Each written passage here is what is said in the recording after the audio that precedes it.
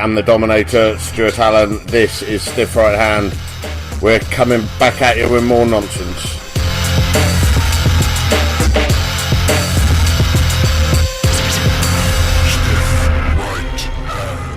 When he bangs old Tanya, he shoots a gallon. It's your podcast host. It's Big Stu Allen. Enough of that bollocks. Thank you for joining us once again on another episode of Stiff Right Hand. I'm right here. It's the usual gang of idiots. Hello, wife Tanya. Hello. Do you want to come a bit closer? You're hanging out the window. Listen, I am airing myself and I'm having a lovely time. You need to be. If anyone can hear any extracurricular activities going on, we've got the window open onto the very busy high street below, and so it's fucking noisy. But it's been a hot day today, hottest day of the year So far. Yeah, really hot. Lots going on. Thanks for listening in last week. Usual good response from everybody, and I've had a lot of we got a lot of messages to get through, and lots of news and some other things in store. But first of all, going to talk about. I just heard the death of Bruno Sammartino, WWE Hall of Famer. Bruno Sammartino was the first. He was the living legend. He was the first big. Don't like to say jacked up, really.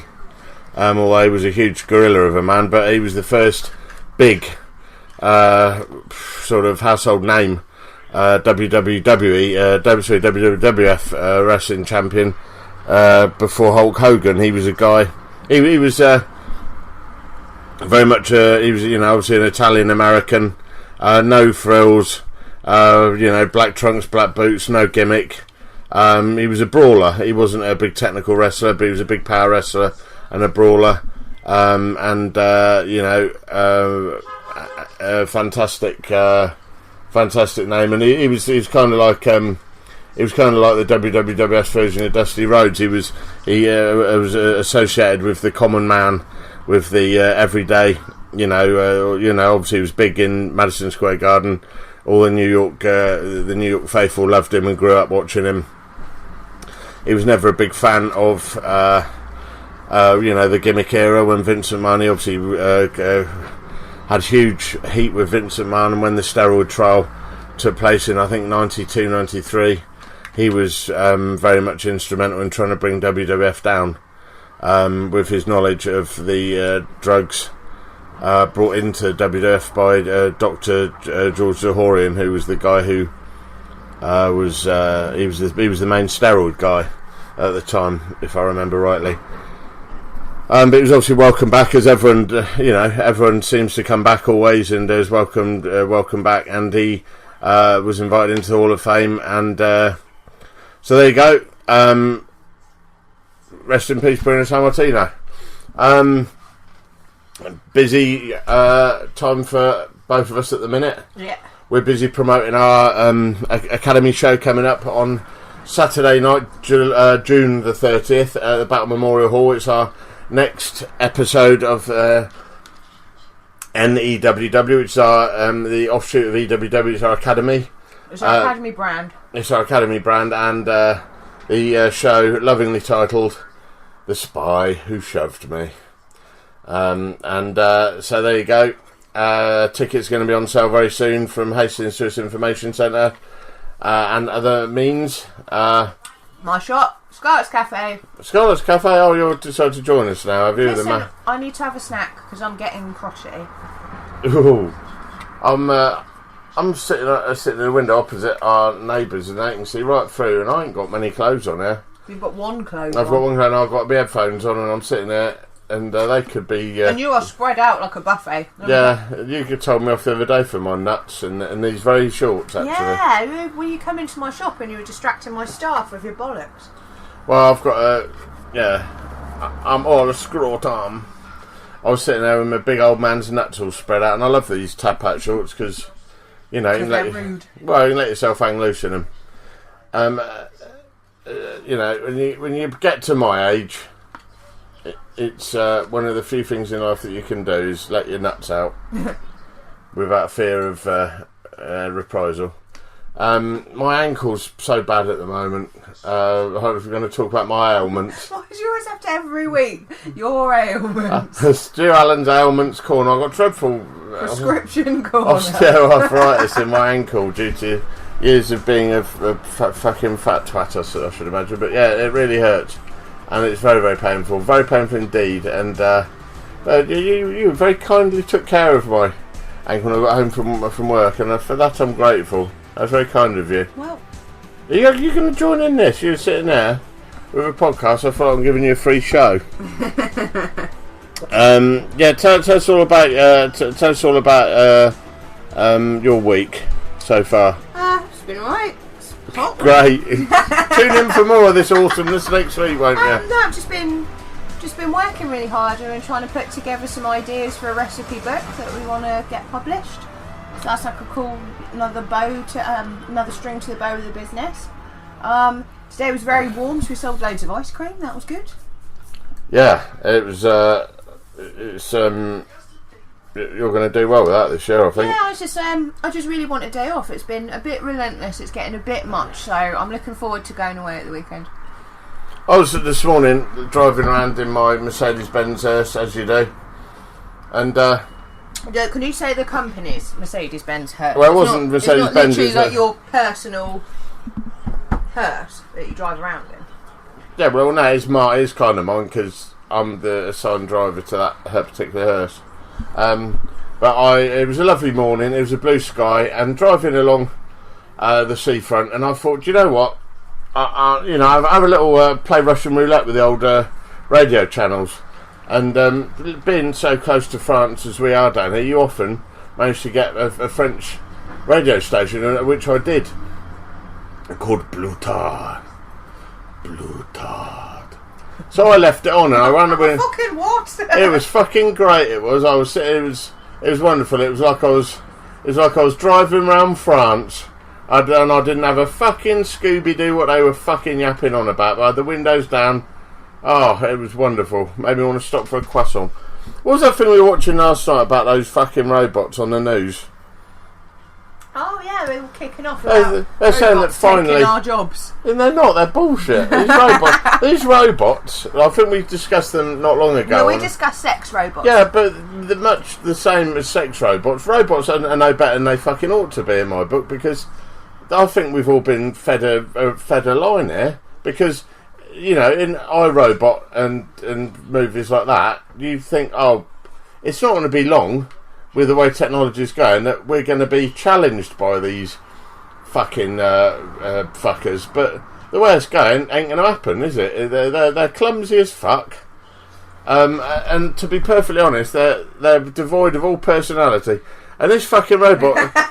Well, this robot that they were talking about was an artist supposed to help out in office situations, wasn't it? So, an office situation. Shit! I need to do some filing. It was a filing robot, or it was a robot to bring you coffee, or to, I don't know, hang your coat up for you or whatever. And there's waxing lyrical about how wonderful this new office robot. And this is in England, and this woman said to it, "Morning, Betty."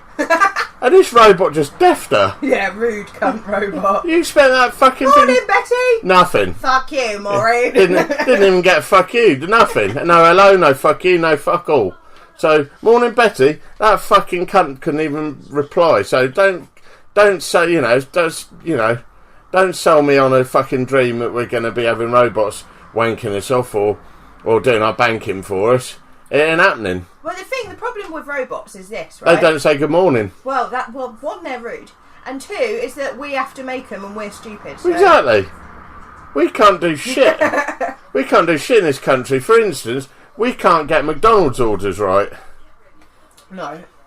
Like, people forget my barbecue sauce. Fucking, why are you making me relive this? This is so mundane. This is the most mundane. Tell him. It's not mundane. It is mundane. You remember a few weeks ago when we had a wonderful class last night at the Extreme Academy, and it's our Tuesday thing. We go off and we get a McDonald's. And every week, as you know, got double McDonald's. Brilliant, right? And then exploded your tire. And then that's the thing with me, is we've had, with happiness, God pats me on the back with one hand and clouts me around the ear with the other. With if there is such a creature. But you know, I don't like it. I can never have any happiness without being rewarded with some sort of pain or pestilence or famine or some bullshit. And that's dramatic, isn't it? Probably famine. Yeah, I know. I've never seen Ebola. I've never seen the likes.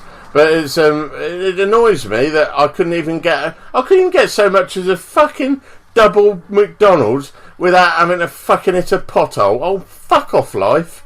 Fuck it. I literally that night shut myself in the room and said fuck off to life because I was so fucking annoyed. Wait, 1 minute the happiness of double McDonald's, next minute the misery of knowing you've got a rip tyre. Oh, rip tyre. Oh, McDonald's. Oh, tyre. You know, it's like constant. It's a constant juxtaposition of happiness and misery. So anyway, got the McDonald's last night. 20 nuggets. Where's the barbecue sauce? There isn't any. So we go around and again, Tarn's rolling her eyes at this point, like I've done something heinous. We've got like 7 kinds of barbecue sauce in the country. I want that fucking one. Probably more than 7 kinds. And I think now they charge for them as well. So I want my fucking. I know I probably owe them money because they're eating their free McDonald's, but I'm not having it. So we went round again, and it was a pantomime. So there you go. That's our evening. So we've what's happening in the world of wrestling? Anything? Will Ospreay hasn't brained himself on anything silly, or probably has. We haven't. There's these old sex scandally things have been popping our ugly head again, haven't they? They have been. We've had. They haven't really gone away. Well, they haven't really gone away, but there's been a bit of hoo-ha between. I can't remember the other fella's name now. Guy, somebody or other, isn't it? Craig Guy, or something like that, who wrestles as. Oh, my memory's absolutely fucking atrocious. Alex Gracie and Dale Harvey. And there's been accusations of Dale talking to 16-year-old girls. Obviously, there was a rumour the other week that Harvey had committed suicide. No, everyone seems to be pointing the finger at him. That it was him who did that. But I want to get both of them on. If I'm honest, I want to get both of them on. Well, the thing is, it has to be both. It has to be both of them because there's got to be a right to reply. There has to be. It's got to be equal footing on that front. I want to get Alex Gracie on and Dale Harvey, not together, but on the same episode to discuss this and thrash it out and do what they got to do. And I'm not going to get onto that unless both of them agree to it. At the moment, one of them is, one of them isn't. But we shall. We'll try and do that. Got the old Eurovision Song Contest coming up, which is fuck off. Yeah. Eurovision Song Contest. Yeah. Fuck off. Shit. Eurovision. Yeah, Eurovision. Fucking Eurovision. Coming up. Are you fucking with me? Don't knock Eurovision. You'll upset that guy who we know who has parties. No, that's a woman. Nah, what, that guy who we know who has parties. You know, Bam, Gary. Oh no! I thought you were on about that. You're gormlessly sitting there shoveling pot noodle in your face like a fucking arsehole. Not even listening to me. No, I thought you were talking about that woman that has a bar. No, not that woman. St Leonard's that wears those sparkly shoes. She's Russian. Yeah, she wears her own. Oh, bless her. She's always well up for it. She's a cow. She loves a bit of Eurovision. She does. But Bam loves it. Bam loves Eurovision. He does. Did you hear about Conchita? Conchita Wurst. Yeah, she's got HIV. Oh. Just been. And the thing I was sad about that was she just come out and saying she's got HIV because I think she's going to be hosting it again this year. It was really sad because she was like blackmailed into admitting it because somebody said, "Oh, you know, we blackmailed her into it and said if you don't tell blah blah blah, I'm gonna." And she said, "Fuck you." And I mean, obviously, HIV is treatable these days. Yeah. Also, it's like that's her own private business. That doesn't matter. I know, it's wicked, really. It doesn't affect her doing her job. No, of course it doesn't. Presenting anything or doing her music or like she's still going to get treatment. She's going to have a long life because HIV is. Well, HIV is not a killer as such anymore. So, do you know, whoever did that, you are a fucking prize cunt. Nasty, Fuck off, nasty. you nasty piece of shit. Yeah, horrible thing to do. Bless you, Conchita, love. So, yeah, that was a bit of a sad story. A horrible story here. I don't know if to read this one out, actually. You're not. These are from my wonderful contributors, by the way, Luke and Craig. Thank you, guys. Friends of the show. And this isn't this. I've heard that this has been knocked on the head, but it did happen at a Russian football match that a bear was used to deliver the match ball. Fuck off. For a football game. No.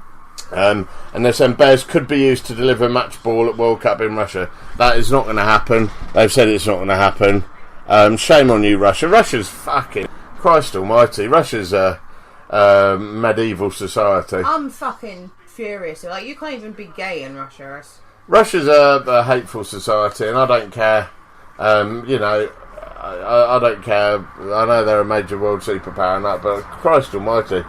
It boils down to this. People can do what they fucking want, and animals aren't here for our entertainment. Like, no. We're supposed to be fucking looking after them, not exploiting them. That is exploitation. That is actually abuse. It's fucking cruel.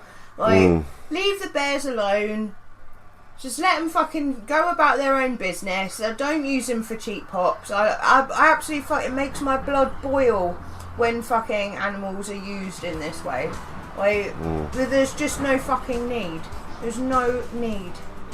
We've moved on as a fucking race, as a species, that we don't even need to be fucking doing that. And if you're one of those cunts that still like fucking trophy hunting, or just any shit like that. Yeah. Fuck off. Well, the Russians are another fucking breed. They're, you know, they're a horrendous anti-gay, male chauvinist fucking. I think they're a terrible race of cunts myself. I'm not a big fan. Fuck you. This is fantastic. This is a tweet put out by Sussex, our local Sussex police. One of our unmarked units just clocked a Mercedes doing 103 miles an hour in Eastbourne. Imagine our officer's surprise upon drawing level with it, still at high speed, to find the driver and his lady passenger busily engaged in an act not mentioned anywhere in the highway code. 103 miles an hour? Fuck. What were they doing? Well, I should imagine engaged in a sex act. I can only imagine she was, you know, she was. Well, if he was getting noshed off, then there you go. Then surely. Thanks for sugarcoating it. That's all right. You're welcome. Then, okay, do you know where your feet are? Yeah, I know, but you know, I've been noshed off whilst driving before, and that was a great trip. That's true, you have. That was a great journey with Dave tonight. Oh. His stubble rasping against my nutsack. Listen. What? Leave David alone. No, he's all teeth, mind. But yeah, fair fucking 103 miles an hour. Christ Almighty, go steady, lad. Dreadful. Have you heard about this guy who's saying painkillers turn me gay? I saw the headline, didn't read it because I thought it was like fake news. Well, no, it's not fake news. It's not. It's far from it being fake news. It's very real. Oh, fucking hell. To be fair, it is on uni, lad. But a young man who took painkillers after a go-karting accident firmly believes the drugs have made him gay. Well, some would say you can't turn gay, which I think most of us would say, wouldn't they? Yeah, you're 23-year-old Scott Purdy disagrees. He claims he used to be a hot-blooded heterosexual who has nothing more than a pair of boobs, other than dating women, before he started taking painkiller pregabalin. Never heard of that one. Scott started taking the drug also known as Lyrica to treat pain caused after he broke his foot in go-kart. However, Scott believes the painkiller did more than numb his agony. He claims he quickly lost his sexual attraction to women, broke up with his girlfriend, and went running, screaming for cock. Didn't say that, but I just threw that bit in there. It's a blood of old crap, isn't it? Yeah, that's bullshit. I think that maybe he sat around with a broken foot and had more time to think about it.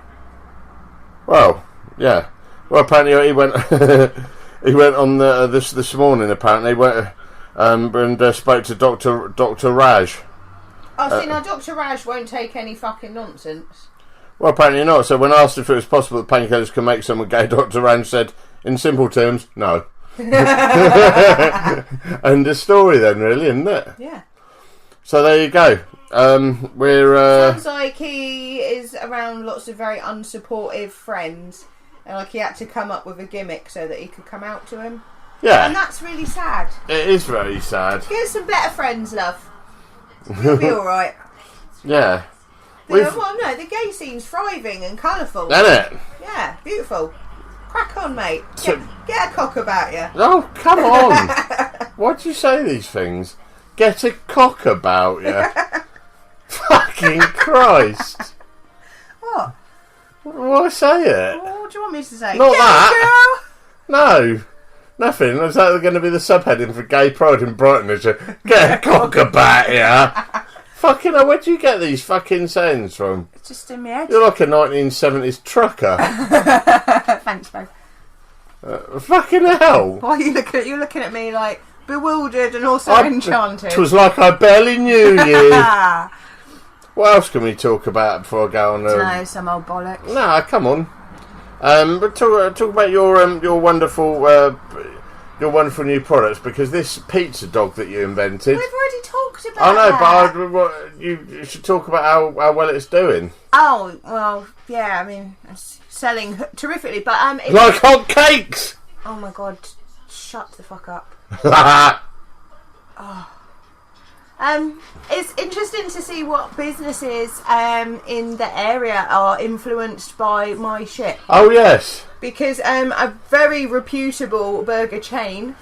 Yes. In our area. Personally, I think they're shit, but no, there we go. I rate them. They've got a wonderful Eastbourne restaurant, really, really good.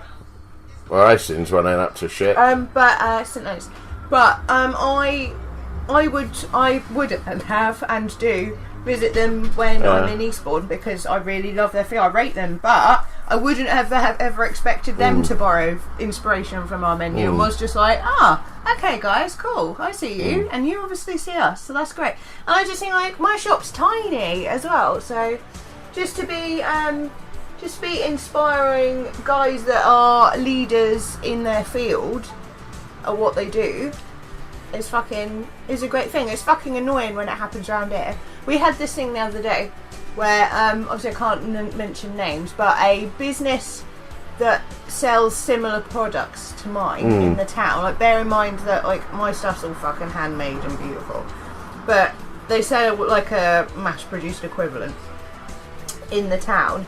The owner of that business got one of her staff to message one of my staff to ask if it was a good idea if they started to sell vegan milkshakes like ours. If you have to ask, probably not. And how it is, how we make them. Like, would you tell us how to make them? Yeah, what cheeky cunt. Thinking that my fucking staff aren't going to come to me straight away and be like, Tarn, there's a liberty going on here.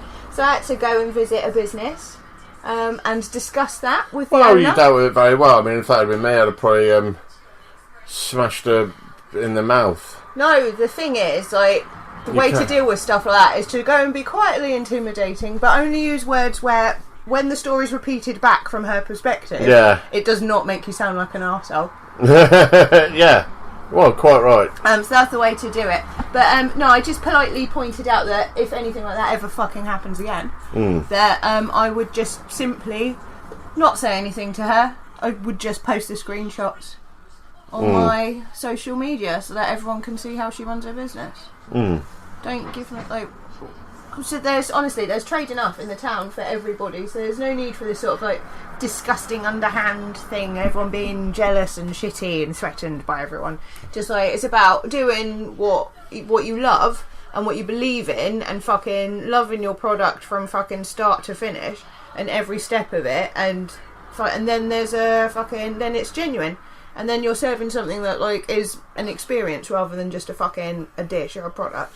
And that's why we're popular, because it's an experience rather than a scoop of ice cream. Well, did you throw the word fucking into as many sentences as you do now before you met me? Well, I mean, these are the questions that everyone wants to know the answer to. Yeah. And I always have had a fucking disgustingly foul mouth, yes. Oh, good. It's good though, isn't it? A small little, a back. Imagine what I'm going to do when I've got a fucking restaurant. Imagine what you do when you stop swearing. Imagine when you... Fuck, motherfuck, fuck. And another fuck. Titty sprinkles. Titty sprinkles. What's wrong with you? I'm happy. Good. I think that it's good that you've got a shop that's not even on the high street. There's a back street shop, for want of a better phrase, and you've got people that have been established for many, many years longer than you that are copying your shit. And it isn't just local business, is it? So you say it's people out there like Harleywood in East. Oh, whoops! Did I say that? People over there, and people, bigger chains in Hastings, Eastbourne, for all we know, Brighton. And so imagine what you could do when you get out there. Yeah, I want a bigger premises. Anyone wants to fucking buy me a bigger premises, I will sell you a share of my business, providing you're not a cunt. There you go. Or even if you are, we'll consider it. Yeah. Good. Alright, well, time for a break. Probably on that note, let's go to the Junkyard Dog with Grab Them Cakes. Oh, no. Ah, yes. Well, I started this dance in my neighborhood. Now everybody's doing it because it feels so good. All you need is a partner that know how to move, and the rest is real easy. Just dig the groove. And when you get yourself started, it's hard to stop. You just go for your partners, you know what? And then you GRABTAGMCAKES. Grab them cakes. Oh, that's all you do. Grab them cakes. And listen, I don't care what it takes. Grab them cakes. Oh, I feel when you do it to me. Grab them cakes.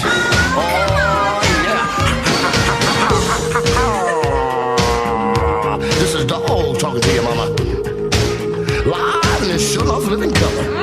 Well, you move to the left, or then you move to the right, and then you squeeze your partner with all your might, or then you let your man loose, and then you turn him on out, or then you do your thing, or just scream and shout. And when you get yourself started, it's hard to stop. You just go for your partners, you know what? And then you GRABTAGMCAKES. Grab them cakes. What's that what you do? Grab them cakes. We don't care what it takes. Grab them cakes. Oh, I feel when you do it to me. Grab them cakes. Come on,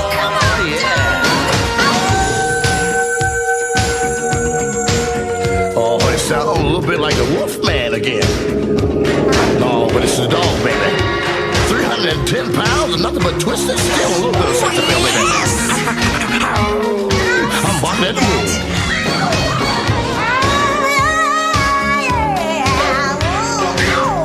Get that left leg going, baby. And then your right one.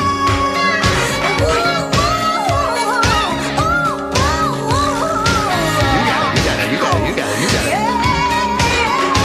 When you get yourself started, it's hard to stop. Just go for your partners, you know what? And then you GRABTAGMCAKES. Grab them cakes. Oh, is that all you do? I said grab them cakes. he don't care what it takes. Grab them cakes. Oh, what a feeling when you do it to me. Just grab them cakes. All the kids are doing it. Grab them cakes. The whole world is doing it. Hey, grab them cakes. Look at me. Grab them cakes. Oh yeah. Grab them cakes. Get it together, baby. Grab them cakes. All the way from New York City. Grab them cakes. Back to Louisiana. Grab them cakes. Still so nice here to make it twice. Grab them cakes. New York. Welcome back to the Wrestle Wrap Up here on the Stiff Right Hand Podcast. Now, wasn't the Superstar Shake-Up pretty interesting? It was cool seeing superstars kind of go from Raw to SmackDown. Jeff Hardy winning the US Championship. Drew McIntyre teaming up with Dolph Ziggler. The Riot Squad going over to Raw. And Jinder Mahal. What's he going to be up to? Who knows? The biggest wrestling news from this week. It's all about Bruno Sammartino. Now, Bruno Sammartino died on Wednesday at the age of 82. Now, as I read this video, it doesn't say that there's no official cause of the death, as I record this video on the Wednesday evening. A lot of wrestling superstars have reacted to the death, though, including Hulk Hogan, AJ Styles, Ted DiBiase, Natalya, Taz, Bret Hart, Lance Storm, Big E, Corey Graves, and the list goes on and on. So, sad news if you're a fan of Bruno Sammartino. Not great. I've never really watched that many Bruno Sammartino matches, but I do understand the importance of what he brought to the WWE, WWF at the time, and wrestling in general. So sad news. But going from Bruno Sammartino, let's go over to Impact Wrestling. I don't really talk much about Impact Wrestling on the Stiff Right Hand podcast, but let's talk about Impact Wrestling. And a superstar or a wrestling talent has left the company once again, because Tyrus, the former Brodus Clay, announced on Instagram that he's no longer working with Impact Wrestling after creative differences. Now, Tyrus did leave pretty recently. He's only just come back. Tyrus seems to be going to and from with Impact Wrestling, but he quit the company in August last year when he was, in his word, handcuffed and treated like a second-class citizen creatively. And once the new management came in and took over Impact, he decided to return and give it another run. However, he has left. Not good. So Tyrus is gone. Could it be back in WWE? I highly doubt it. But from, we spoke about Bruno, we spoke about Tyrus, let's talk about WWE 2K. Now, it's been reported that Randy Orton's tattoo artist, Catherine Alexandra, is suing the WWE and 2K games. TMZ reports that Alexander, who owns the legal rights to the tattoo designs, is claiming that tattoos have been used in WWE video games without her permission. Now, in the past, rumour has it that WWE have offered her $450 to use the designs when she raised the issue back in 2009. However, she turned down the offer. So, could we be seeing her maybe claiming a bit more money, or will Randy Orton have some weird designs in WWE 2K19? That's it for the wrap up this week. Hope you guys enjoy the rest of the podcast. Hey, if you want to know more wrestling news, or maybe you want to hear some of my brand new top 5 videos, head over to youtube.com/wrestle wrap up, because that's a wrap.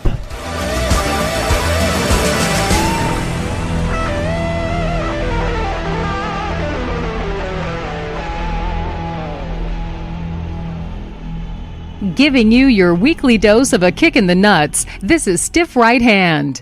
Right, welcome back to Stiff Right Hand. I'm here with the man responsible for our weekly podcast now.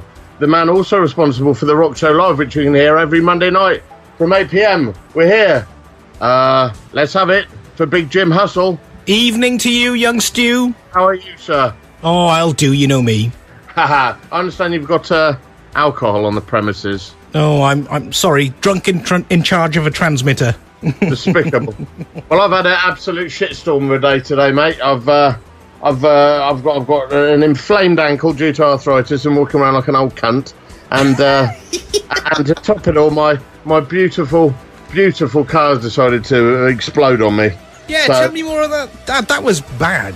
No, man, I've been driving around like the Clampets for a fucking while now, and then they handed it into a mate of mine down at Wonderful M-Tech in Hastings, and well, fuck it, I'm not going there anymore because they told me it was the head gasket's gone. So there we go. I've got to go and find a new steed. There's a gasket for everything these days. I'm fucking. Everybody loves a bit of head. Oh, I'm steaming, mate. I'm steaming. So was your head gasket. I've always found head to be overrated. Hey, look.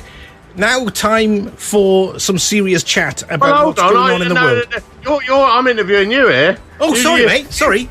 You fell right into the old routine there, didn't you, for a second? I'm so unused to being interviewed. That was fucking magic. I want to talk to everyone about. I always keep my interviews organic, Jim, as you know, and I like to just because I don't know what I'm going to be saying half the time anyway, and I like to sort of hit people with stuff. So I want to basically talk about, before we go into your wonderful world of rock and your show, I want to talk about how we first met. Oh my God! And I seem to recall through my years of drug-fueled haze, abuse. Yes, that we. Thanks for that. That we. That I think we didn't we meet. Weren't you the photographer at our first ever show, The Declaration? One of the photographers, yes. I was Malcolm Martin, wasn't it? Absolutely, yeah. I remember Malcolm with fond memories. Yes. He was a lovely bloke, and as I recall, wasn't he the editor-in-chief of Fighter magazine? Indeed, and today you can hear him on Sky Sports. He's he's one of the head commentators on Sky Sports for the mixed martial arts and kickboxing. Yeah, he's done very, very well for himself, and he's also an artist. He's knocking out some fantastic stuff. You know, famous sports people. You know, Muhammad Ali. People in the fight game.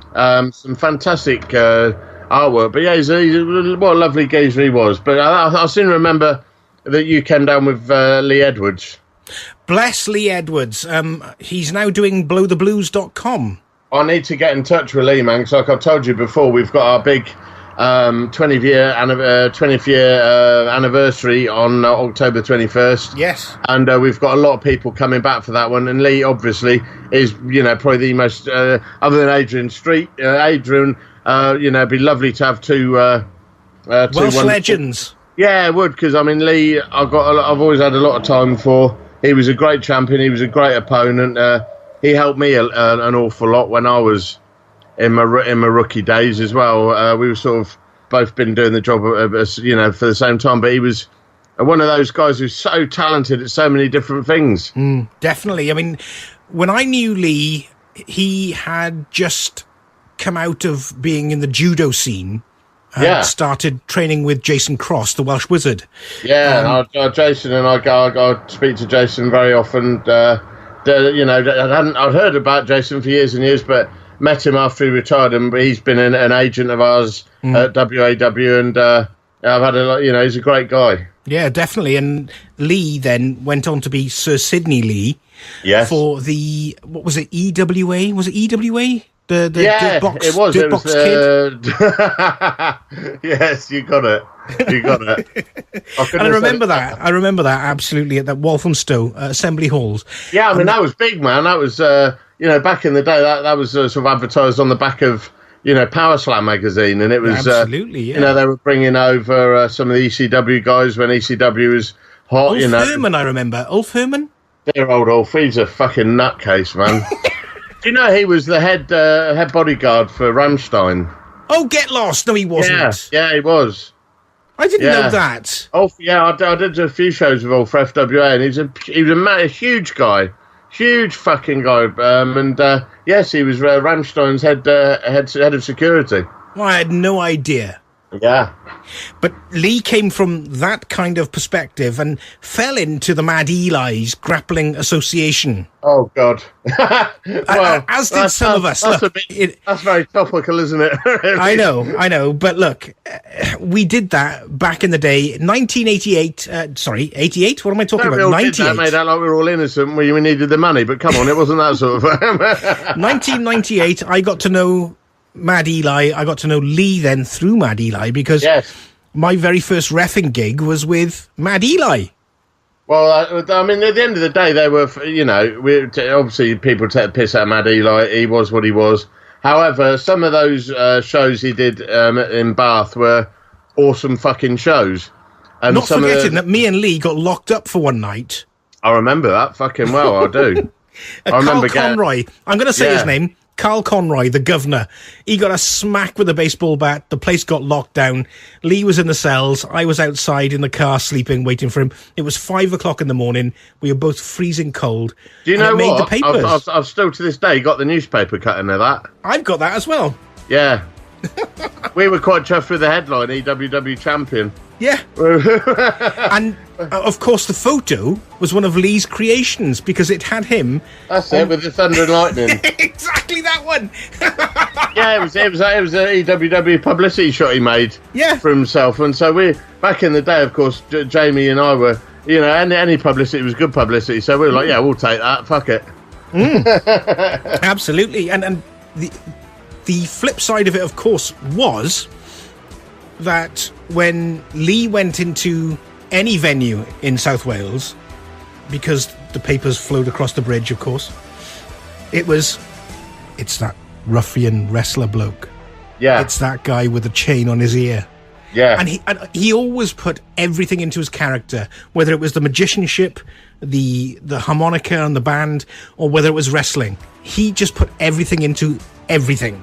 Absolutely, yeah. No, I've got a lot of time for Lee. Lee was one of those guys back in the day when we were doing the FWA. A lot of those guys wouldn't have known how they wouldn't have been able to fight their way out of a paper bag. But Lee was genuine. He was a genuine fighter, a genuine hard guy. He was one of the tough guys, yeah. He was a tough guy, legit, and there wasn't many of them around back then, so it was nice to be aligned with him and learn some stuff from him, which I did. I won't forget that trip we took down to Portsmouth. Well, I was just coming to that. You just fucking beat me to it, brother. To me, was still, I mean, it was one of the first wrestling mode stories I ever had, but it was still to this day up there with one of the best. FWA was their first ever show, wasn't it? One. Yes. And we went there and, oh, fucking Christ. Well, we thought, at the time, let's be fair, we thought that they were going to be trying to take over some parts of Oxford. Yeah. And they would be up into your territory. Yeah. So we thought, let's go down mob-handed. Yes, you're absolutely right. And we did. And as it transpired, our presence was needed. Because I remember something went off, didn't it? There was a guy called the Crow or something, and he was beating the fuck out of George Castano. Yeah. And it was all kicking off, and I remember we had to jump in and fucking. I just remember Mark Sloan freaking out and almost begging you to help out. Yeah, he was. Well, I believe we got paid as well, which was a real choker for people like Johnny Storm and Jody who just went and did match of the night, and I don't think probably got fuck all. And then we gave those guys a bit of a hiding and got paid for it. But and we weren't even meant to be there. We weren't meant to be there. I remember an incident where you going for a table. And I remember us, the next morning, the Sunday morning, we were barred from every independent B&B in Portsmouth. Yeah, the woman from, where the fuck were we staying now? It was called Faulty Towers Arsehole or something. It was fucking hell, man. I remember she shouted out, "You're never going to stay in wherever Portsmouth it was." Again, yeah. It wasn't Gospel. Portsmouth. It wasn't even Gospel. It was, "You're never going to..." I can't for the life of me remember. But Fratton? Was it Fratton? Yeah, something like that.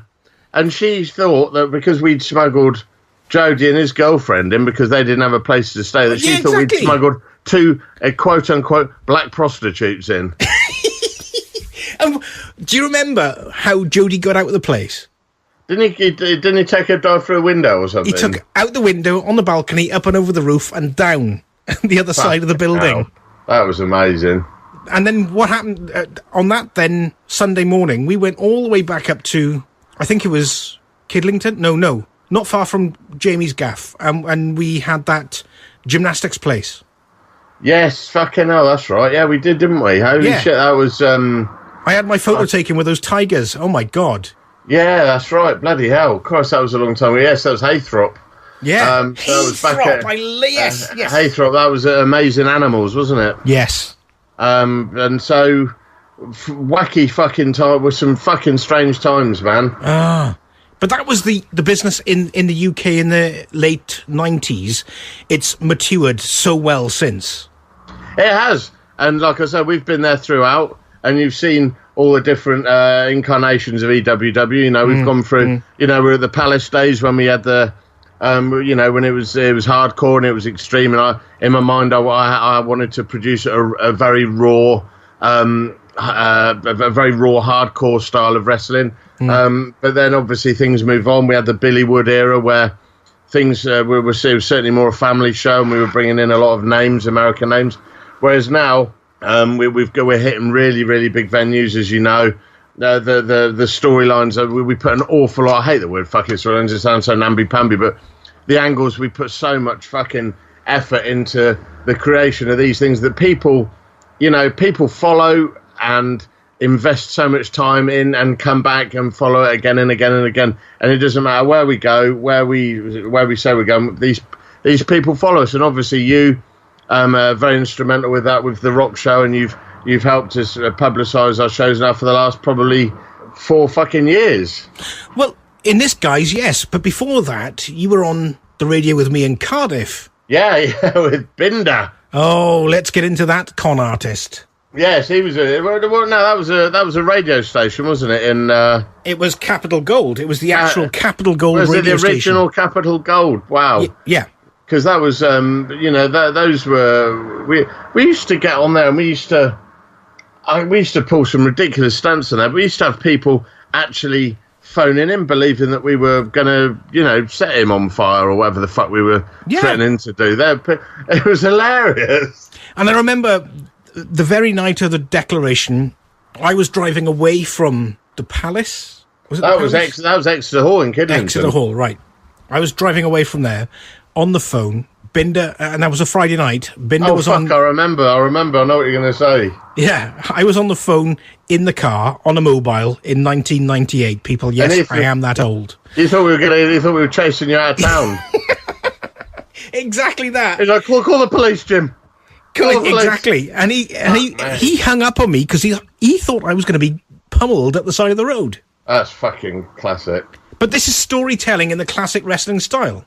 It really is, yeah. I mean, that really is fucking... I remember we used to have coach loads of people who'd come down from Wales, but obviously to follow Lee, but obviously due to the publicity that you used to give us, and people really bought into that Dead Souls thing and thought we were, thought we were Satanists, really, and it was storytelling in the old Southern style, wasn't it? It was way ahead of its time, though, and look at the way that things have been going for the independents in the USA now. Yes. We're coming back around, aren't we? Yeah, not half. I was going to talk to you, actually. I wanted to speak to you about that and your opinions. So I'm always interested in your opinions on how wrestling has gone. You're obviously, like me, you're obviously still a big fan of the old school stuff. I watch wrestling all day, every day. Sakura Genesis the other night. And Will Ospreay getting that neck crush from Marty Skrull just a few weeks ago. I thought I was going to lose my sock. Anyone else, I think that would have been a career ender, but he must be made of some special stuff, man, because I watched that and I heard Jim Cornette talking about it, and obviously Jim's not a big, he's not a huge fan of Will's stuff, and no. Yeah, but I'll admit, I had his first ever TV match with him. Right. I had his first match with him on TV, and he was a nice kid. He was polite. He was very, very fucking enthusiastic. And to be honest, what he's done, you can't knock success. I might think some of it's daft, but I'll tell you what it is fucking clever. Yes. And it is incredible. And listen, I've got kids down at my academy who worship him, and if I can ever get him to a seminar, I'll pay him to come and do one, because he does shit I'll never be able to teach in a month of Sundays, as long as I've got a hole up my ass. There'll be people there waiting for him to turn up and say, right, these are my boots, lace them up. Yeah, these are, absolutely right. But he's not that way inclined. He's a nice guy. He is. I think he gets a bit carried away sometimes, and he probably... I think sometimes he probably lets himself down online a little bit. I think a guy of his, in a way, it's good. When you go to that, you're that level. I don't think you need to be hanging around on Facebook an awful lot, because I don't think you need to be. I don't think you need to be. The public own you anyway. They think they own you, so I don't think they need to see all your opinions and stuff like. I can get away with that because I'm a fucking crusty, bitter old fuck. and I've got not you, dear. No way. Oh yes, they do say this, but I'm going. But I spoke to him the other day, and I said we made a bit of an agreement. I said to him, listen, I said, he's in fact his words to me were, he said, look, we both have different ideas of the business, but we both want what's best for it in our own way. And I said to him, look after yourself, and his response to me, a cheeky little cunt, was stay alive. So I thought, well, charming. There you go. Absolutely charming. Yeah, I thought, well, there you go. That's how things have progressed, isn't it? Absolutely. The worst part about it, though, in this business that we call wrestling, are the dicks. You know what I'm talking about. Mate, the fucking idiots. hell. We're in the middle of dealing with some almighty stuff again, Jim. It's all opened up again. Oh, I haven't kept up with this. No, well, it's all happening up again. Well, funny enough, that motherfucker Dan Edler showed up at a good friend of mine's nightclub last night, and he went in and was told, "Oh, I think these women in here are probably a bit too old for you, mate." That was a nice little story that cheered me up earlier on today. But yes. But no, we're getting to hear a lot of stuff about some other people. There's a real nasty thing going around with the fans from Hope Wrestling, who are getting all very excited because the leader, Harvey Dale, has been accused of this, that and the other. I'm not going to go into it too much because my aim is to get the two guys who are very much fallen out with each other publicly, and that's a young lad called Alex Gracie and Harvey Dale, who I don't know if you saw a few weeks ago. There was talk that he'd committed suicide now. But some people are saying he did it himself, other people are saying Alex Gracie did it, blah, blah, blah, whatever. But it's run as far deeper than that. I'm not going to talk about it because I want to get the two guys on the show. One of them's agreed, the other one hasn't at the moment, but I'm going to make it happen. And I don't expect them to shake hands and come to an agreement, but I want to hear both sides because, again, there are young people involved in this, and but hey, fuck it. I think our listeners need to hear that shit. But you're doing it right. You want the balanced debate. Yeah, I said to one of them, I said, listen, I'm not going to do it unless you talk, because if you talk, if the other guy talks and you don't, you should have the right to reply. And hey, if you're fucking innocent, you need what you got to hide. I'm not Jeremy fucking Paxman. And I'm not Jeremy Kyle. Actually, we've gone back into that old routine, mate. I'm now yesing and knowing into you and asking you the question. So come on, interview me again.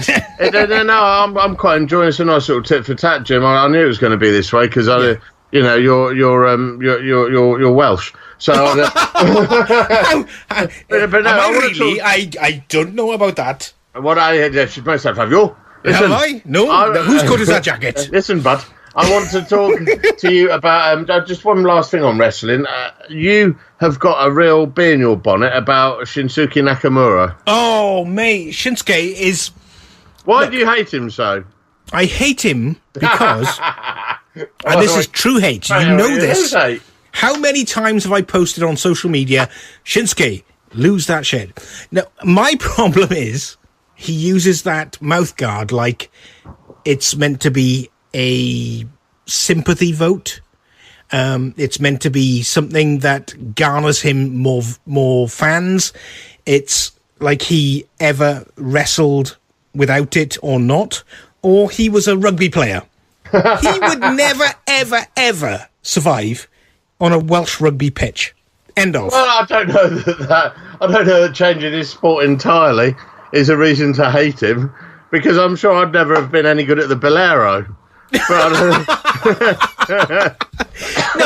The reason is, while he's had one major 5-star match with AJ Styles, one at Wrestle Kingdom 11, and I watched the Japanese stuff, as you know, Stu.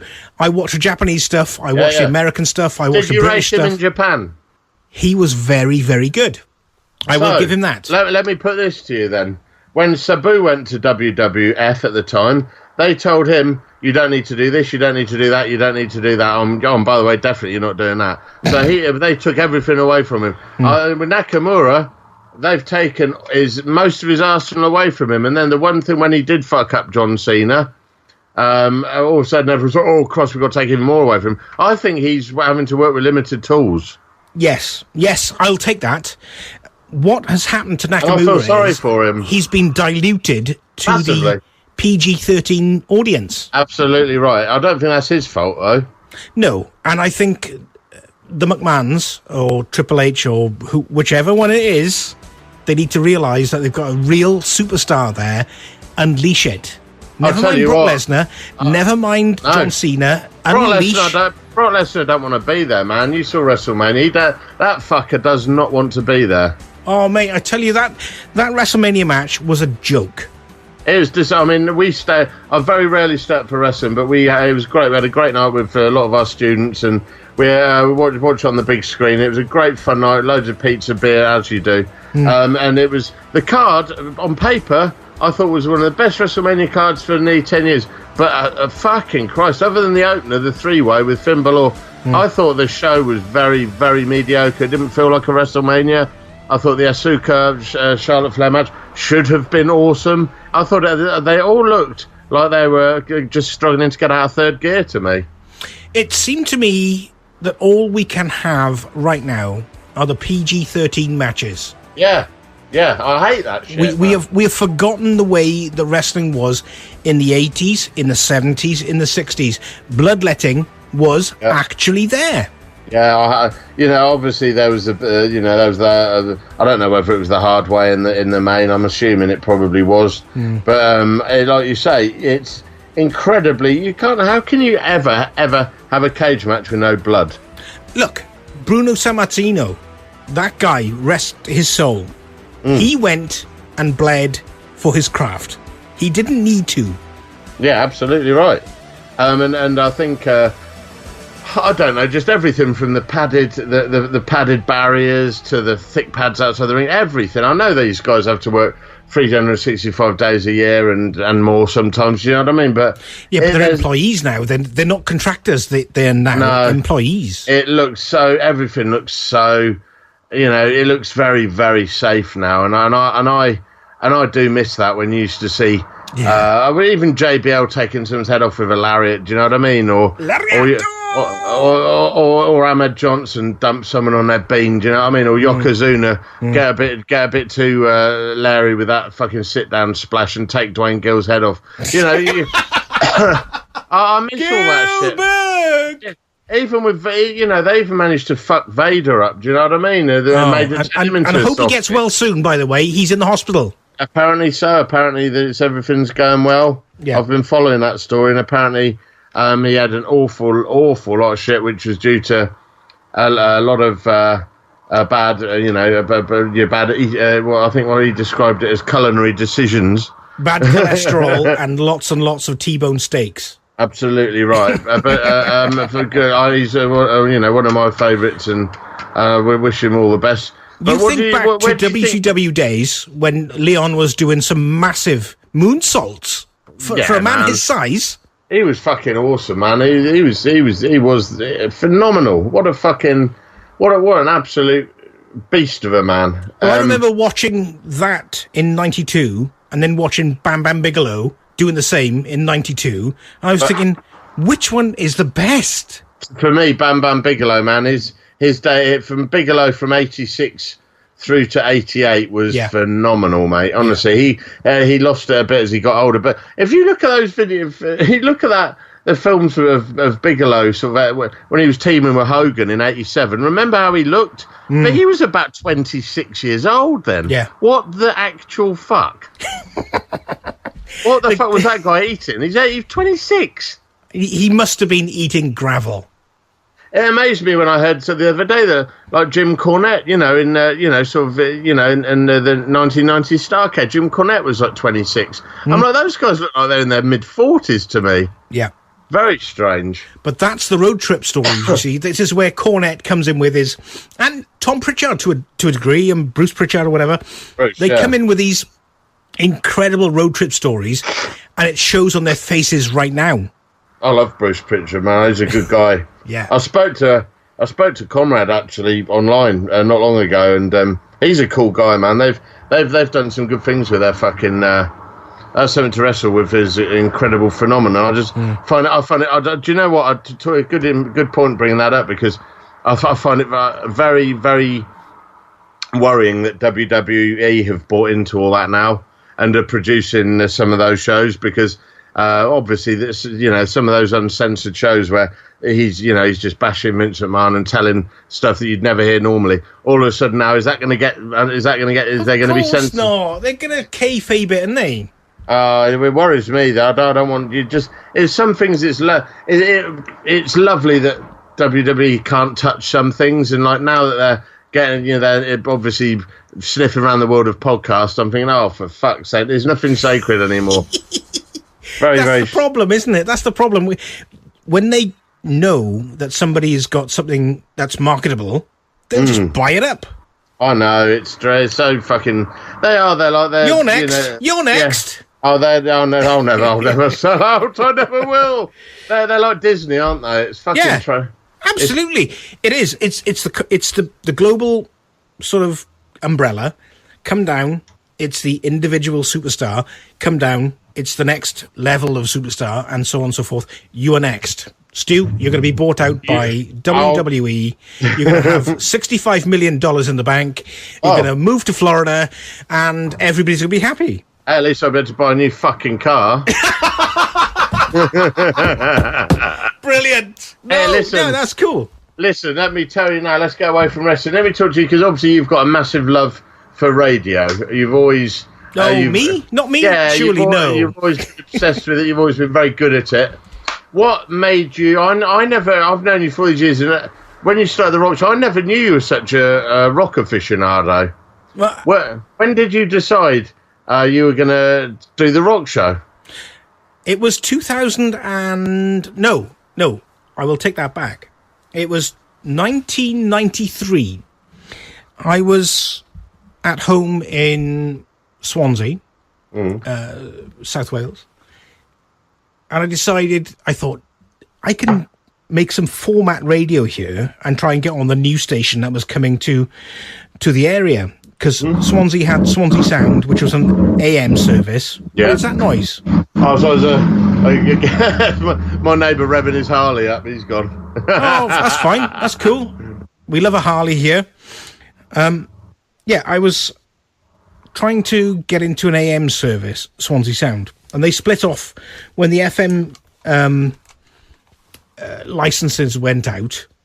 The Wave and Swansea Sound split off. They were sister stations. Excuse me, I'll put my fucking teeth back in. So I said, right, to Rob Pendry, who is a friend of mine and the station director then, I said, look, here's a format for the rock show. Here's a format for the Friday show. Here's a format for a Saturday afternoon sports show, whatever. So I put a tape in for each format. And they were like, yeah, I love that, but you're still a little bit too green, still a little bit too young. Fast forward 18 months, and I was on Swansea Sound, co-hosting and researching for a show called Off the Wall with the infamous Binder. Yeah, right, okay. I was working in Swansea University at the time and got to know Binder because he was the head of the Students' Union. Yeah. Bizarrely. I mean, a bloke in his late 30s as the head of the Students' Union. I thought, hello, fair enough. Yeah. So, I said, look, I fancy doing a bit of radio. How do you fancy doing a bit of presenting? He said, actually, I've got this show on this station. I said, I know the very chap that can help you out. Turns up at the radio station 2 weeks later, and and this is a true story, I had the Hattie Jakes Appreciation Society. I had the George Formby Ukulele Orchestra of Great Britain. I used to go to school with George Formby's grandson. Really? Yeah. There we are. I had people, Indian head massage person on the radio. I had magicians. So it's a very eclectic mix then. Oh, totally. It was Bernie Winters and Schnorbits next. The next one was going to be Bernie Clifton and his freaking ostrich. I wasn't far off. Yeah, you weren't very far off. So what happened was I got into the studios, and the very first track I played was Elton John and I'm Still Standing. Brilliant. So, great song. I thought, yeah, that'll do. Got through, and then Binder brought in a female foil. And I thought, hello, I thought you were bringing me in here to train me up and get me a radio show and this, that and the other. It turns out this female foil was Miss Petite Wales, 1993. I'm not joking. They couldn't get Miss fucking Enormous Wales through the door. No, they couldn't. She turned up blonde. Look her up on Facebook, or look her up on Google. She's very famous. She's now living in LA. Liz Fuller. Absolutely beautiful. Brilliant girl. Still a friend of mine. Yeah. So we were talking, and I said, look, he's taking a piss out of us. Shall we just go and do our own thing? And she thought, oh, you dirty bastard. And then I said, no, let's go and do our own show. Anyway, the show got canned in a big way. Very big way. In a big way. Careful. So what happened was, I went back into my little home studio at the time in Swansea, because I had a little home studio in the house I had just up the road, which I bought off another TV personality, bizarrely. And I said, right, I'm going to just go and work on a format, work on something. It didn't work in Swansea. It didn't work in Ireland, because I went to live in Ireland. I thought, this is not going very well. This is not going very well at all. Came back, lived in Cardiff, and Binder moved to Cardiff and said, do you fancy working on my show? I thought, I'm going to take this fucker over. Gets into Capital Gold, helps out, does the thing. And that's where I met you and with Lee and stuff, and we just got going. After that, there was a 3-year, 4-year layoff. I thought, radio's just really abused me. I've had enough. I've had a titful. So I left it alone. But music was still there. I knew the music I loved. I knew what I was going to do. That's it, music. I thought, I'll teach myself to play guitar. Bass guitar. Failed. Miserably failed. Like an absolute spastic. So I decide then, I need an outlet. Radio. Go back to the radio station. It had been leveled. It was now nothing. There was nothing there. Where we were doing it, oh, really? There was nothing there. Wow. They actually literally leveled it. Oh, fuck. So I thought, So I checked on the corner. Is the knocking shop still there? Yeah, that's still there. Fine. I'll go and have a think. That's all right. Yeah, good. So then I moved back to Swansea, and the village I was living in had... Do you remember the Vicar of Dibley? Yeah. And they had Radio Dibley. Yes. Yes. The village I moved to in Swansea had Radio Dibley. Honest to God, this is the truth. 2 weeks in the summer, 2 weeks in the winter. Radio Dibley. Well, Radio Tircoed, as it was. So I did a show on a Monday night and a Friday night. So it was the Monday night was the rock show, and the Friday night it was the Feel Good Friday.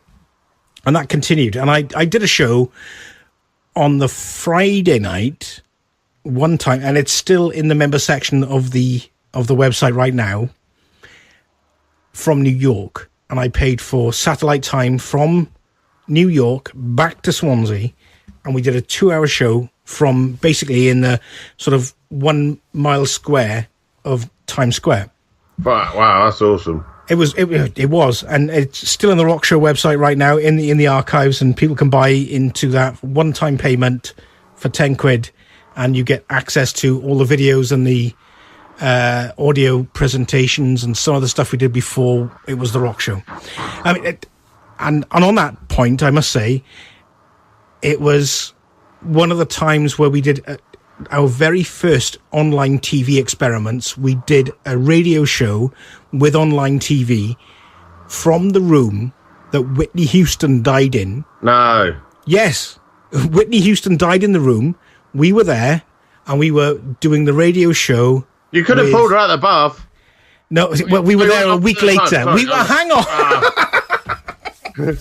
We were there 1 week after she died, and there was 3 of us. We flew out to LA, and we had dinner with Lemmy on the Sunday, and I mean literally dinner in the Rainbow Bar and Grill, and then we went and did this show on online TV. It was mental, absolutely mental. This old Swansea boy done good in the end. Who knew? But that was, when was that? 2010, 11, something like that? Yeah. But ever since then, since I was doing the radio show on radiotircoed.com, which was Radio Dibley, as was, and I had the people like Kyle Gass, Ozzy Osbourne, Iron Maiden, this, that, and the other. And one night, a guitarist called Chris Impellitteri came on. Very famous Swedish guitarist. You might not know him, but he's amazingly famous. Came on, And he said the F word and the C word about 16, 17. He was like, "Aye, Jim, motherfucking cunt this, that, and cunt fucking the other." And Ofcom went off their tits. And I thought I was going to be sacked from the world. Never mind from the station, from the world. I thought I was going to be just buried. Anyway, what happened was the committee of Radio Dibley said, "Clean up your act or leave." I said, "Fuck you, I'll leave." So I did. I went. I just went independent. 2011. Got myself a studio in the back of Cadna Music, and it's been on the up and up since then. It's been great. You know, even this year, with the guests I've had, from Phil Campbell from Motorhead to Gus G to Skid Row and Graham Bonnet and people like this, it's been on the up and up and up and up for the last 11 years. I was going to say, you've already beat me to it. You're so good at fucking interviewing people. You've actually taken... You've actually almost interviewed yourself there, Jim. Sorry, I was going to say, your rock show's gone from strength to fucking strength. I was going to say, could you give me some of the, some of the biggest names that you've interviewed? Well, Ozzy for starters. I will tell you now, that was one of the funniest things I did. I think it's episode 85 in the archive. He'd just started his inverted commas column in the Sunday Times. I mean, who the hell gives Ozzy Osbourne a column in the Sunday Times? No. Do you know what I mean? This is astonishing. I didn't even know that was a thing. Yeah. That's brilliant. So I was talking to Ozzy, I was talking to Nicky McBrain, I was talking... 4 times within 2 years, I think I had David Icke. I had Kyle Gass from Tenacious D. I've had... David Icke's an interesting one to talk about.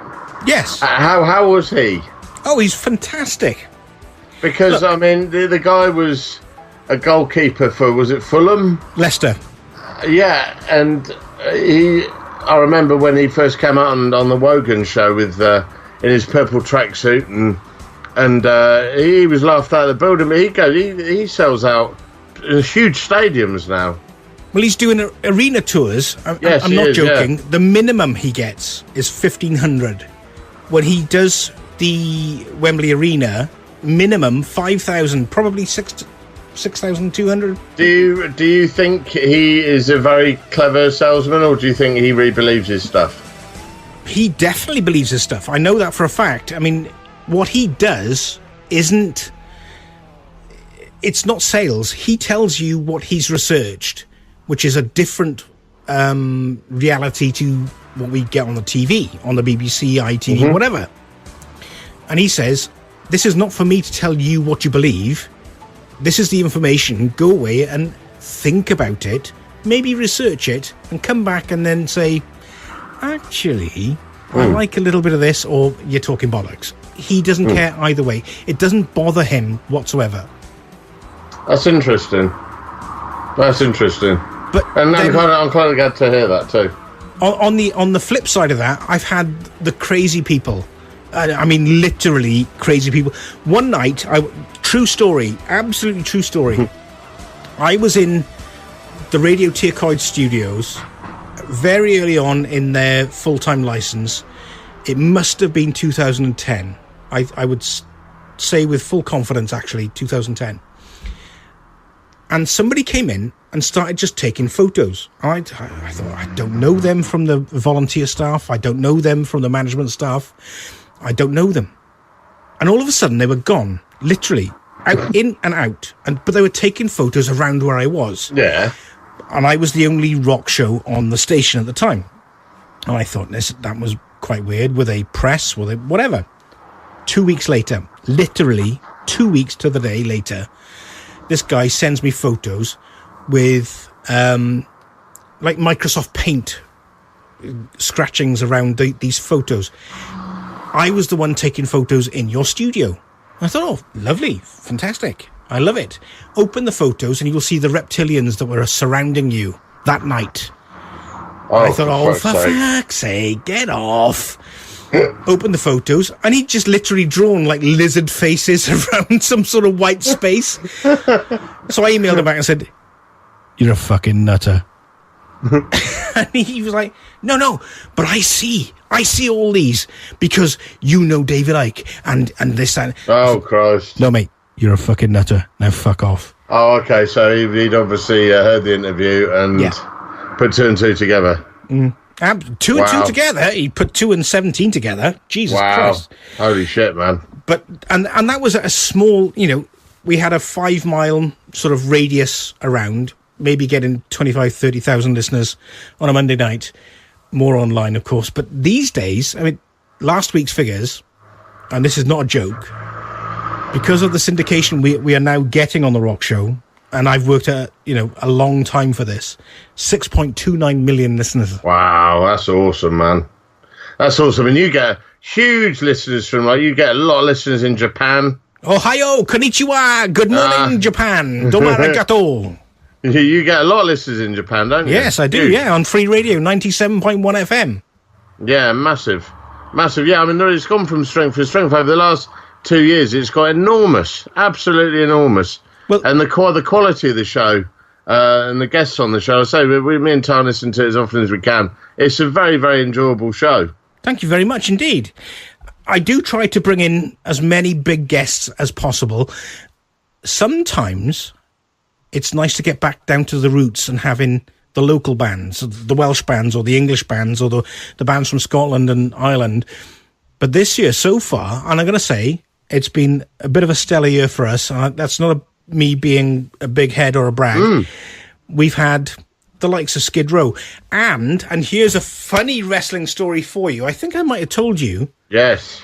Snake Sabo, Dave Sabo from Skid Row, came to my apartment at Hard Rock Hell. That's right. Yeah, I remember that. And who's he a big fan of? Yes, so you said he was a big fan of our stuff.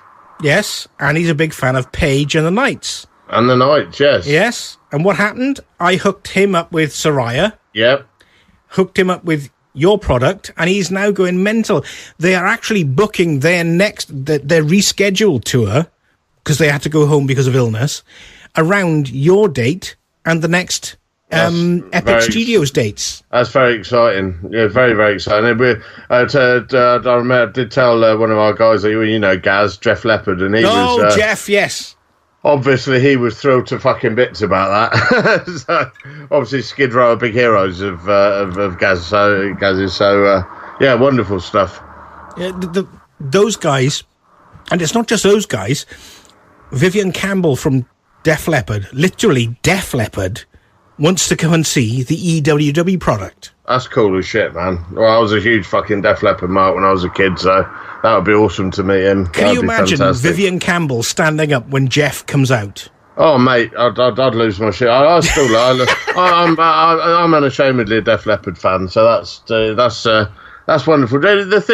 It's incredible. That Jeff Leppard thing was a joke, and we just made it as a fucking joke. And but Ryan Maiden and Ron Jovi, for fuck's sake, it's taken on a life of its own. I kind of did it as a fucking in-rib for you, really, more than anything. and it's kind of... I appreciate it. It's kind of taken off, really. Yeah, and it's working because people are buying him back into guitar-driven music. Yeah, massively, and I love it. For me, there's nothing better when all the kids were listening to the fucking Happy Mondays and the Farm. I was listening to Jimi Hendrix and ZZ Top. Do you know what I mean? Exactly that. So, but it was lovely to hear. I love the Rock Show because I don't get excited. I'll tell you, I don't. I heard of the thing we were talking. Well, of course you did. You produce a fucking show. So it's been a long day, Jim. But saying, I remember the days of being so excited to go and buy a new CD and open the wrapper and play the CD. And when Hellbilly Deluxe came out, Marilyn Manson, what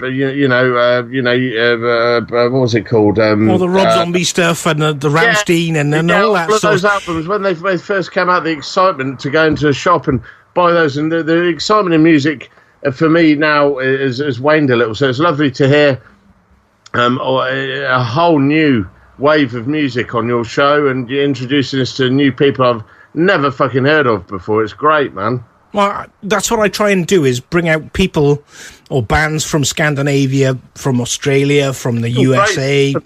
The production's so fucking good. Oh, thank you very much. I appreciate that. It is. It's so fucking good, man. But I'll say it's just great that you're giving these guys the opportunity, because back in the day, what did people have? Dear old John Peel and people like that knocking out dodgy audio tapes. But you're putting out this stuff that sounds so fucking... the clarity... I'm just sound like an old fuck now talking about that. All vinyl, I still love it. Do you know what I mean? It sounds so fucking good. I try not to be a bit smashy and icy about it. That's the problem. I'm trying to...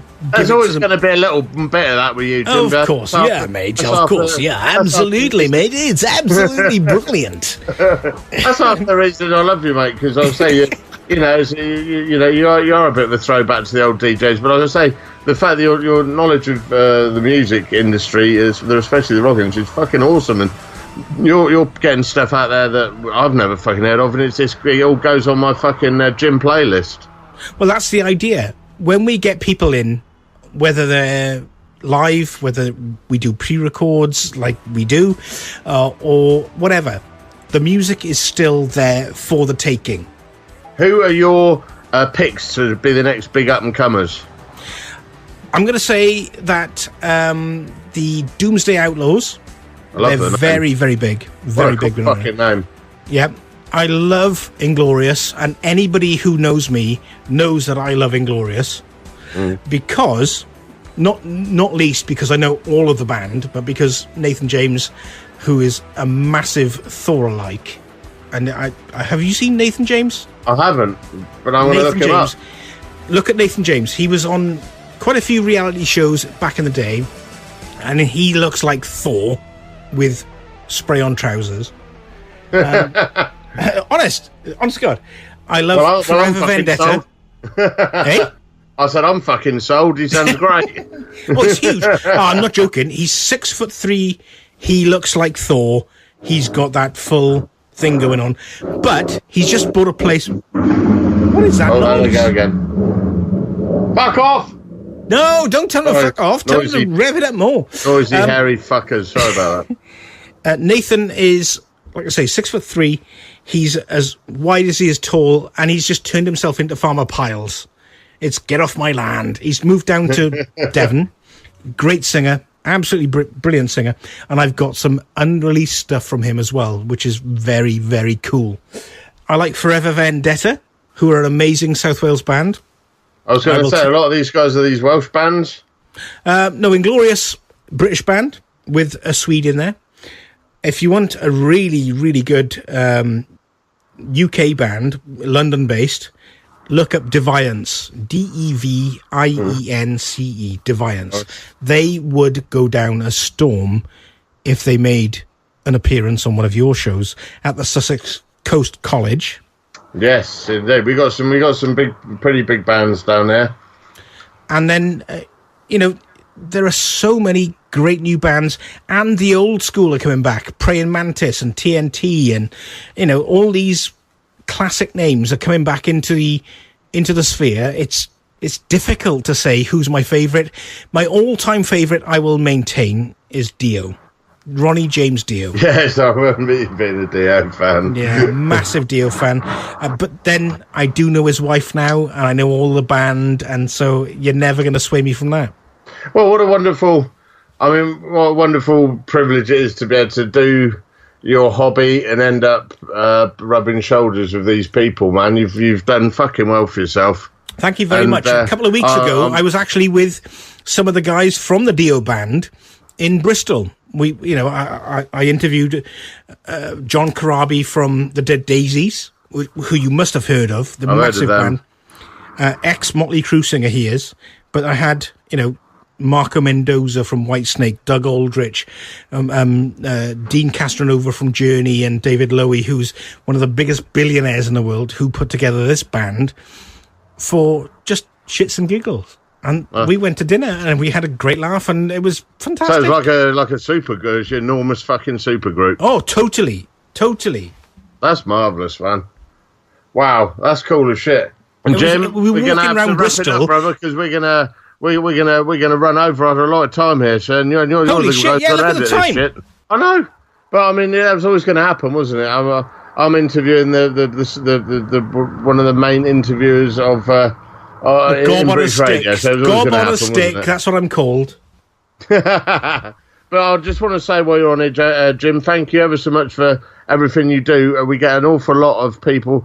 I don't think you receive the praise that you deserve, but we get an awful lot of people. It's not for me, it's for you. You make the content, I'm just putting it together. I make the content, but you, like I say, you've made the show very, very, very funny and very listenable. And like I say, when I tell you a few of the things to put on, you know, I'm always very interested to hear the extra little fucking quirks you add to it. It always tickles me.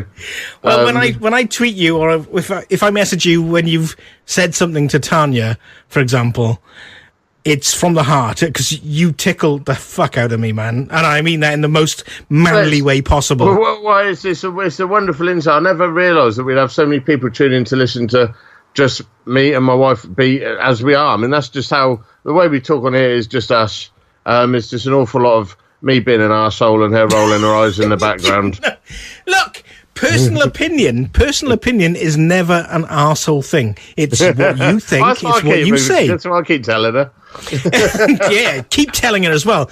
Put her in the fucking... Do the Harry Potter thing. Under the stairs and feed her on fucking gruel. Is she listening? Is she listening? No, she's hopefully making my dinner. I'll say that quietly. All right, okay. I'm going to say fuck all as well. I need to put you in touch with a guy while we were talking here, Jim. The guy who made the theme tune to our show, Leeville. Yes. I really need to put you in touch with him to get him on your show, because he's like...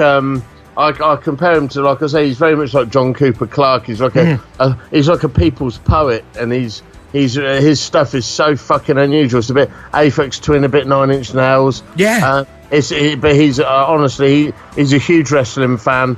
You would get on with him so well, and I'd love to hear him on your rock show. Let's have him on then. Come on, just make the introductions. Come on, it's up to you. I will. Leave that to me. That'd be awesome. Because he's you'll go. He's a funny little fucker, man. Highly intelligent, highly skilled, very, very clever, and I'm sure you and him would be able to work some magic. Well, I can hear that in the intro to the show, and he's done such a great job. So yeah, well done, Leeville. Yeah, he's a cool kid, man. But thank you ever so much, Jim. Thank you for all your time, and just hit us with where we can get the Rock Show every Monday. TheRockShowLive.com. There's the free chat box. You can sign up and give me all sorts of abuse. So many people do. And, of course, you can get it on the TuneIn app on your smart device. You can find it every single where on iTunes and all good podcast? Put my fucking teeth back in. Podcast platforms. Everything. Look, people, thank you very much indeed for your time and your pleasure. Thank you, Jim. Stu, mate, thanks. All the best, my friend. All the best, brother.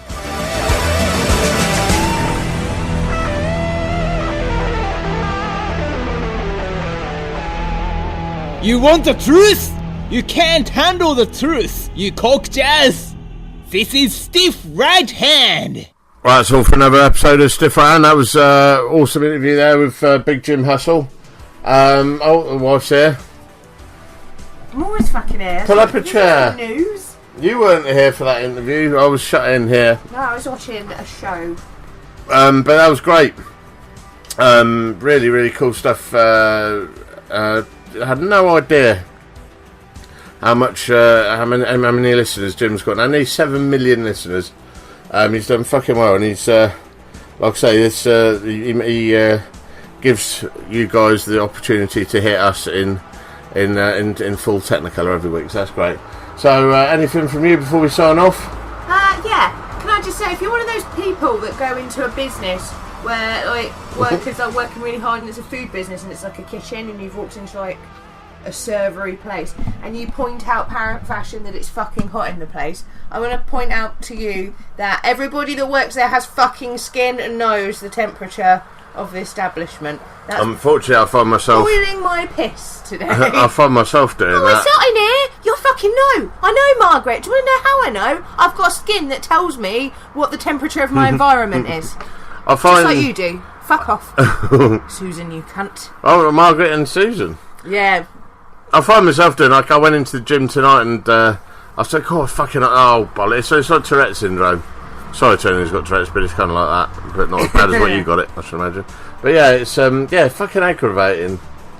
What an annoying day for my car to blow up. But hey, Oh, have you told him about it? You haven't you? no, I think I might have mentioned it. Yeah. But it's a good opportunity to get a better car. So anyway, that's all from Auto Trader this week. No, thanks for listening once again. We'll be back with more from the usual gang of bollocks next week. We've got my old sidekick Liam Dow on here. We're discussing mental health, and I'm going to try not to end up in a puddle of our own urine and tears. Well, hopefully you'll both be alright. I'll keep an eye on that. Keep it under control. Before we sign off, I just want to, with all my heart, tell all of our listeners to watch Queer Eye for the Straight Guy, which is a series that's on Netflix where 5 gay men make over the appearance, lifestyle, life, relationships, eating habits, everything of a straight man. And it's the most heartwarming, pure, beautiful fucking TV that I've seen, and every episode's made me cry. And I'm a cold bitch. There you are. Yeah, so just check that out, please. It's on Netflix. It's fucking majestic. And also, I'd say rest in peace for dear old Dale Winton, Yeah. who died at home, and very, very sad. He was only 62. Lovely fellow. He's really sexy. He'd obviously been out of the public eye for a long time dealing with whatever it was, and poor bugger. And you got Dale Winton, who's died, and the dear old Michael Barrymore, who's still fucking alive. Where's the justice in that? Hey? Alright. Yeah. Alright. No, I'm not alright, Michael. You fisted me and threw me in your swimming pool, you cunt. No, you didn't. Anyway. Say goodnight to the folks, Gracie. I don't want to. Fine. In the meantime, don't go mad. Night, fuckos. Sleep well and, Piss off. get out.